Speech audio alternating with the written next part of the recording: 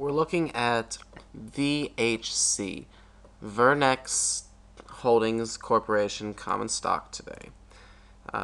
Get rid of a few things first just so we can take a look at the price action itself. Actually, we'll get rid of some more things to clear things up. Get rid of those. We'll go back to it later, though.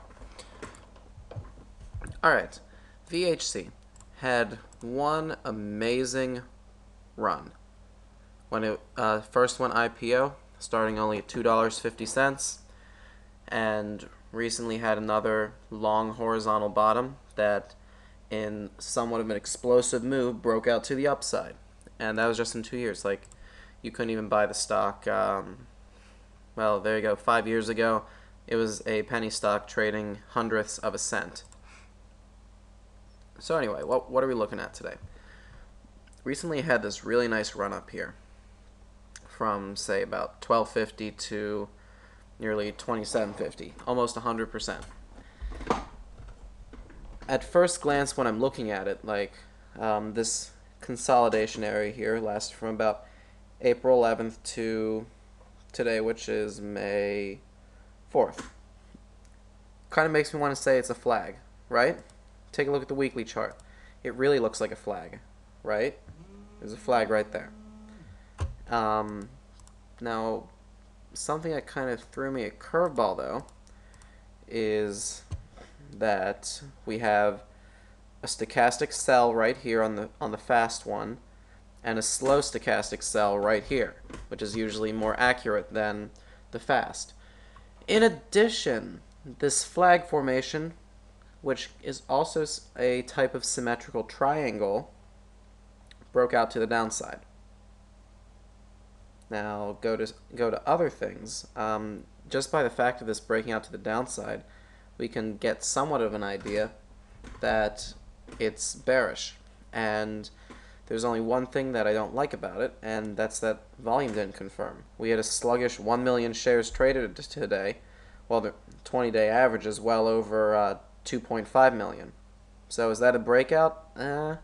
Really don't know. Let's go to some other things and see if we can get some more information from this stock. Okay, so what can we do?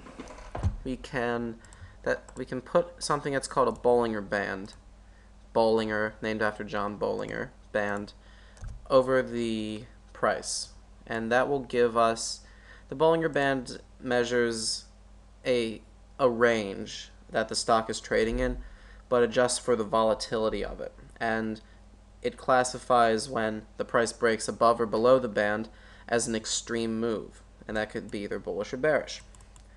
But the way that I usually like to trade is I say, okay, when these bands squeeze together, which means low volatility, there's going to be a period of high volatility shortly after, as we see in this area right here. The bands squeeze together, and then suddenly at a little higher volatility.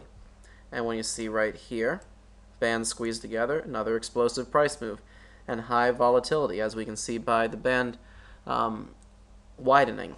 Now, this is what we can do. We can say, okay, the band is once again coming together, so we expect a large price move soon. Now, not as close as these, which very, very close, low volatility, but it is coming together closer, and even say we can make it less smooth and only do the 10-day average, and that actually doesn't help us too much. Okay, so let's get rid of that one just so we don't cloud up the chart.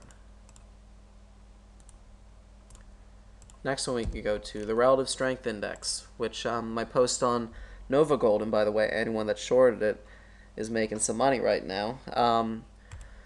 We can trace little patterns out in the Relative Strength Index and hopefully get somewhat of an idea what we think is going to happen next.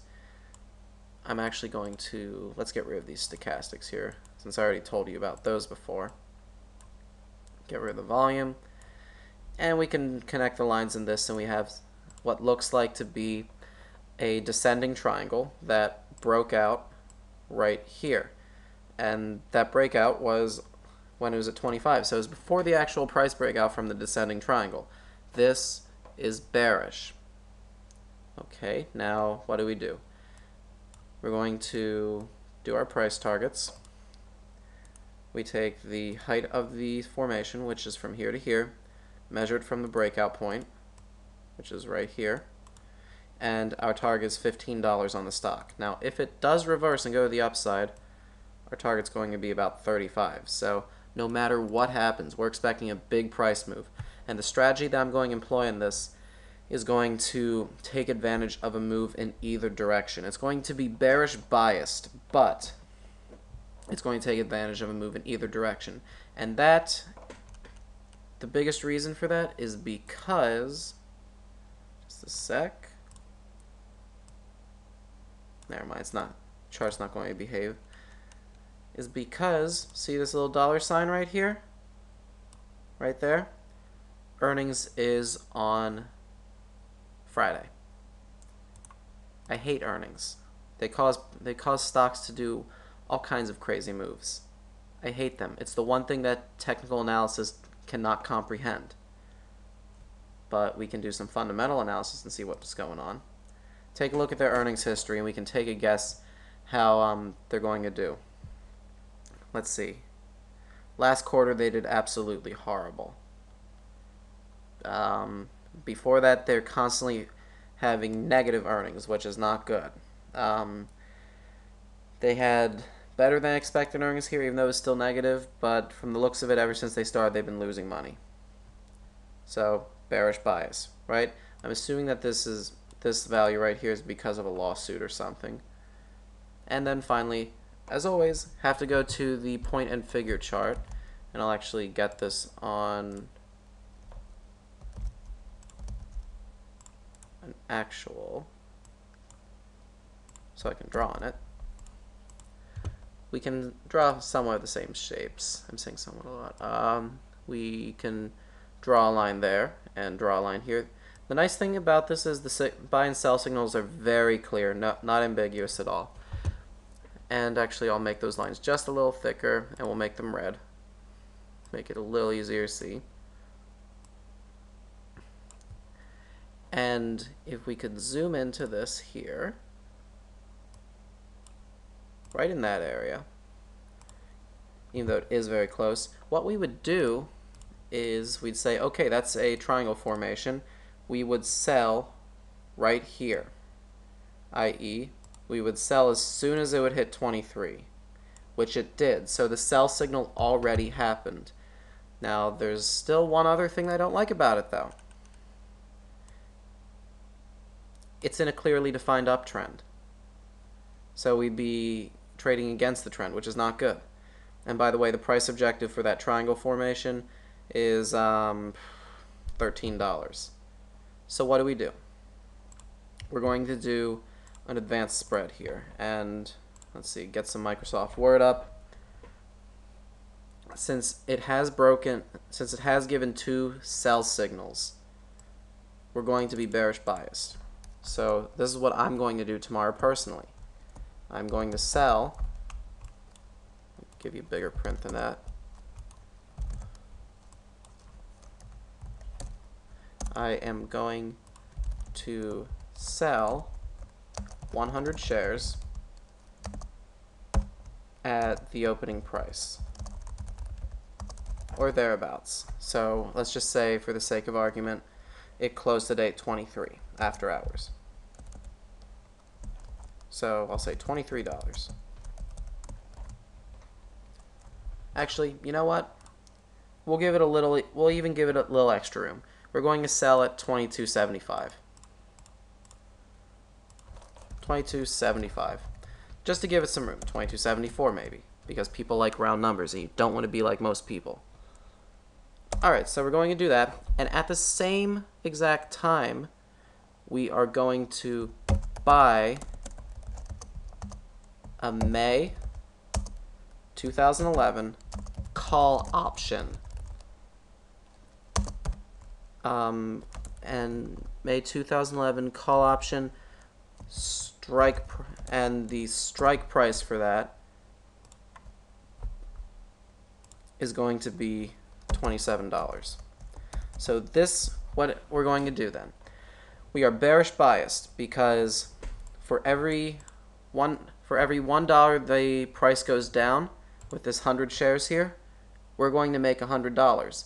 But this May 2011 call option, for every dollar that the price goes up, this is going to move about $25. So I am hedging myself, i.e. hedging, just like bushes, you know. So I'm hedging myself.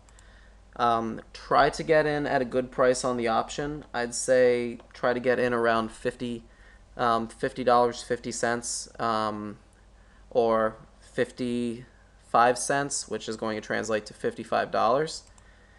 And with this, we're going to kind of limit our profit potential, but no matter what happens, we're going to be protecting ourselves, because on that earnings day,